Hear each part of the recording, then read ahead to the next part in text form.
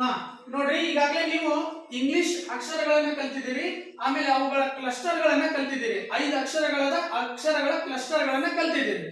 ಆ ಕ್ಲಸ್ಟರ್ಗೆ ಒಂದೊಂದೇ ಇಂಗ್ಲಿಷ್ ಅಕ್ಷರವನ್ನ ಸೇರಿಸಿ ಶಬ್ದ ರಚನೆ ಮಾಡೋಣ ನಾವೀಗ.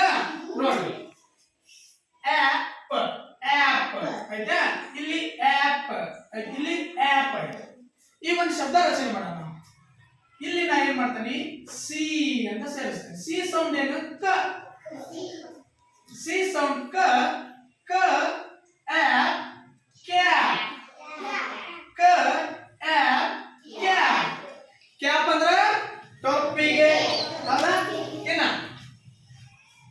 Act act act. ಈಗ ಒಂದು ಅಕ್ಷರ ಸೇರಿಸ್ತೇನೆ ನಾನು. ಸಿ. ಸಿ ಸೌಂಡ್ ಕ. ಹೌದಾ? ಕ ಆಟ್ ಕ ಆಟ್ ಕ್ಯಾಟ್. ಕ್ಯಾಟ್. ಕ್ಯಾಟ್ ಅಂದ್ರೆ ಬೆಕ್ಕು. ಏನ? ಬೆಕ್ಕು. ಈಗ ಟಿ ಸೇರಿಸೋಣ ನಾವು. ಟಿ. ಟಿ. ಟಿ ಸೌಂಡ್ ಟ. ಟ ಆಫ್ ಟಾಪ್. ಟ ಆಫ್ ಟಾಪ್. ಟಾಪ್ ಅಂದ್ರೆ ಬುಗುರಿ.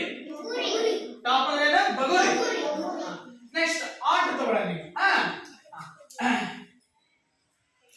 ಟಿ ಸೇರಿಸ್ತಾನೆ. ಟಿ ಬೇಡ, ಸಿ ಸೇರಿಸ್ತಾನೆ. ಸಿ ಸೌಂಡ್ ಕ ಆಗುತ್ತೆ.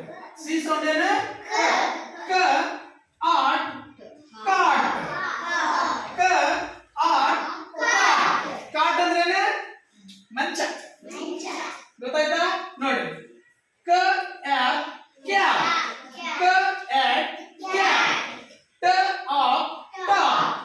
ಕ ಆಟ್ ಕಾಟ್. ಹಿಂಗ ಶಬ್ದಗಳನ್ನ ಕಲಿಬೇಕು. ಗೊತ್ತಾಯ್ತಾ? ನೋಡಿ, ಕ್ಯಾಪ್ ಅಂದ್ರೆ ಟೊಪ್ಪಿಗೆ, ಕ್ಯಾಟ್ ಅಂದ್ರೆ ಬೆಕ್ಕು, ಟಾಪ್ ಅಂದ್ರೆ ಬಗುರಿ, ಕಾಟ್ ಅಂದ್ರೆ ಮಂಚ. ಗೊತ್ತಾಯ್ತಾ? ಈ ರೀತಿ ನಾವು ಇಂಗ್ಲಿಷ್ ಅಕ್ಷರಗಳನ್ನ ಕಲಿತು, ನಂತರ ಅವುಗಳ ಅಕ್ಷರಗಳನ್ನ ಕಲಿತು, ನಂತರ ಕ್ಲಸ್ಟರ್ಗಳನ್ನ ಕಲಿತು, ನಂತರ ಶಬ್ದಗಳನ್ನ ಕಲಿಬೇಕು. ಈ ತರ ನೀವು ಕಲಿಬೇಕು ಅಂದ್ರೆ ಇಂಗ್ಲಿಷ್ ನಿಮ್ಗೆ ಬೇಗ ಬರುತ್ತೆ. ಗೊತ್ತಾಯ್ತಾ? Okay, thank you.